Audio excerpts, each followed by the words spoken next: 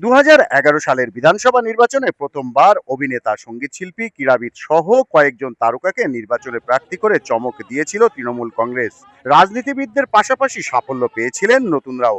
মুখগুলো এবারও দক্ষ রাজনীতিবিদদের সাথে লড়ছেন চলচ্চিত্র জগতের বেশ কয়েকজন জনপ্রিয় মুখ। পশ্চিমবঙ্গ বিধানসভা নির্বাচনে ক্ষমতাসীন দল তৃণমূল কংগ্রেসের পাশাপাশি একাধিক সেলিব্রিটিকে প্রার্থী করেছে বিজেপি, যদিও এক্ষেত্রে অনেকটাই পিছিয়ে বাম দলগুলো। তৃণমূল কংগ্রেসের প্রার্থী তালিকায় জায়গা পেয়েছেন অভিনেত্রী লাভলি মৈত্র, নয়না ব্যানার্জি, সায়ন্তিকা ব্যানার্জি, শ্রেয়া পাণ্ডে, সোহম চক্রবর্তী ও চলচ্চিত্র পরিচালক রাজ চক্রবর্তী। এই তালিকায় রয়েছেন সঙ্গীত শিল্পী ও ক্রীড়াবিদরাও।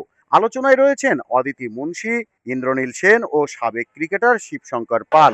মানুষ আসলে কাজের নিরিখেই ভোট দেবে, কাজের নিরিখেই এখানকার গভর্নমেন্টকে ডিসাইড করবে এবং মাননীয় মুখ্যমন্ত্রী মমতা বন্দ্যোপাধ্যায়কে চতুর্থবারের জন্য মুখ্যমন্ত্রী করবে, এটা ঠিক করে ফেলেছে বাংলার মানুষ। কি করলে বাংলার মানুষ ভালো থাকবে, সেই জন্য এত এত উন্নয়ন, এত প্রকল্প মানুষকে দিয়েছেন। তো আমরাও জানি যে সেই উন্নয়নকে সাক্ষী রেখে, উন্নয়নকে সাথে নিয়ে আমরা আগামী দিন মানুষের আশীর্বাদ নিয়ে এগিয়ে যাব। পিছিয়ে নেই বিজেপিও। রুদ্রনীল ঘোষ, হিরণ চ্যাটার্জি ও রূপা গাঙ্গুলির মতো একাধিক তারকারাও প্রচার চালাচ্ছেন বেশ জোরে সোরে। পর্দা ছেড়ে শেষ মুহূর্তে ভোটারদের দ্বারে দ্বারে গিয়ে চেষ্টা করছেন মন জয়ের।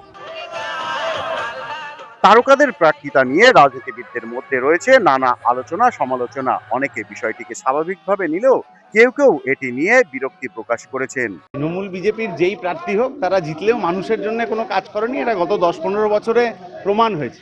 ফলে কে প্রার্থী সেটা গুরুত্বপূর্ণ না, মানুষের জন্য কি কাজ করলো সেটাই গুরুত্বপূর্ণ।